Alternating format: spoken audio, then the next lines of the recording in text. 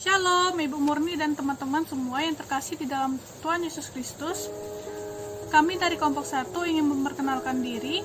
Perkenalkan, nama saya Katrin Melani Sinaga dengan NIM 2009101101072. Shalom semuanya, perkenalkan nama saya Yeskel Christopher dengan NIM 20091054. Shalom, perkenalkan nama saya Dewi Ratnasari, NIM 19091030 dari kelompok 1. Shalom, perkenalkan nama saya Helen Tesalonika Yoci dengan NIM 20071010101145 dari kelompok 1. Shalom, perkenalkan nama saya Meselia Ribka Sirapa dengan NIM 20090310101031 dari kelompok 1. Pada video kali ini kami akan menyampaikan tentang hasil diskusi yang kelompok kami telah lakukan bersama-sama mengenai tradisi ojung yang ada di dalam masyarakat Bondowoso.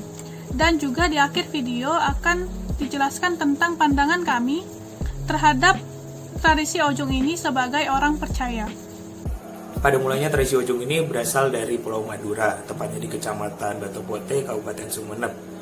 Tradisi ini diperkenalkan pertama kali sejak adanya 4 orang saudara yang mencari sumber mata air di tengah musim kemarau.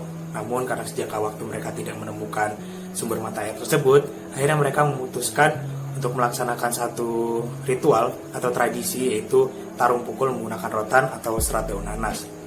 Dan di tengah-tengah pertarungan yang mereka lakukan, akhirnya mereka menemukan satu sumber mata air di lokasi dekat mereka bertarung, sehingga mereka mempercayai bahwa tradisi tersebutlah yang mendatangkan sumber mata air. Hingga saat ini tradisi ini masih dilestarikan dan mereka menganggap bahwa tradisi atau ritual ini dapat mendatangkan hujan atau sumber mata air bagi mereka.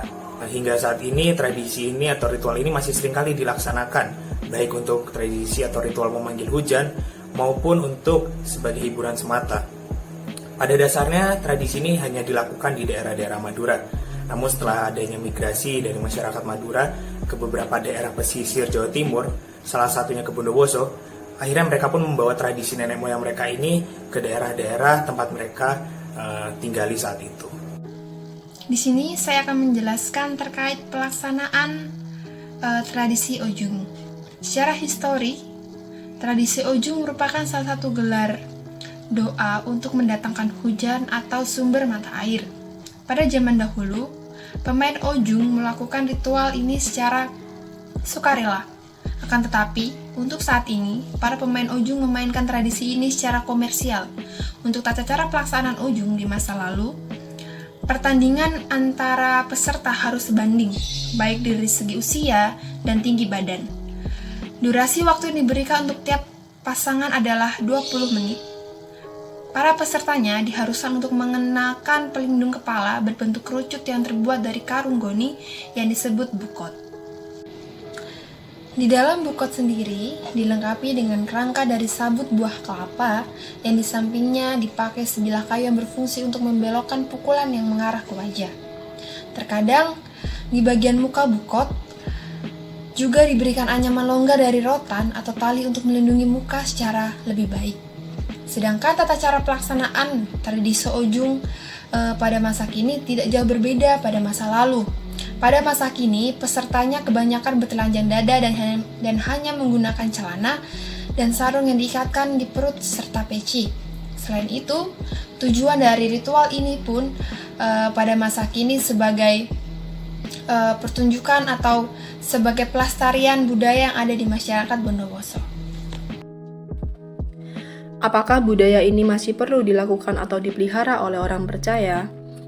Awalnya, tradisi ini bertujuan untuk mendatangkan hujan di daerah setempat supaya di daerah tersebut tidak terjadi kekeringan atau musim kemarau yang panjang.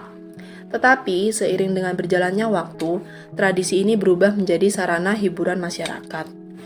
Jadi, kesimpulan dari kelompok kami yaitu, jika tradisi ojung ini bertujuan untuk melestarikan budaya sebagai identitas daerah atau sebagai hiburan masyarakat, kelompok kami masih dapat menyetujui hal tersebut. Tetapi, jika tradisi ojung ini sudah berubah menjadi ritual yang mengacu kepada roh-roh lain atau okultisme, sehingga memengaruhi kepercayaan dan iman kita kepada Allah. Jelas saja kelompok kami tidak setuju dengan hal tersebut, karena melanggar perintah Allah dan tidak sesuai dengan perintah Allah. Dasar ayat yang menjadi acuan kelompok kami yaitu Matius 15 ayat 3, 1 Timotius 4 ayat 7, dan 2 Raja-Raja 17 ayat 33. Kelima model yang dikemukakan oleh Richard Niebuhr tentang relasi Kristus dengan kebudayaan, kami kelompok 1 menilai bahwa model dualistis merupakan model yang paling sesuai dalam menilai dan membahas tentang relasi antara kebudayaan yang ada dengan Kristus.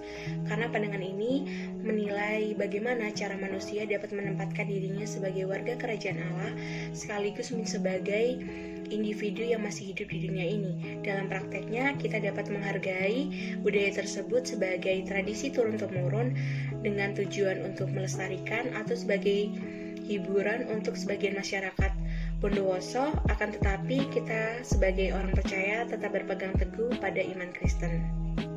Sekian dari kelompok kami mohon maaf yang sebesar-besarnya apabila ada kesalahan dalam penyampaian.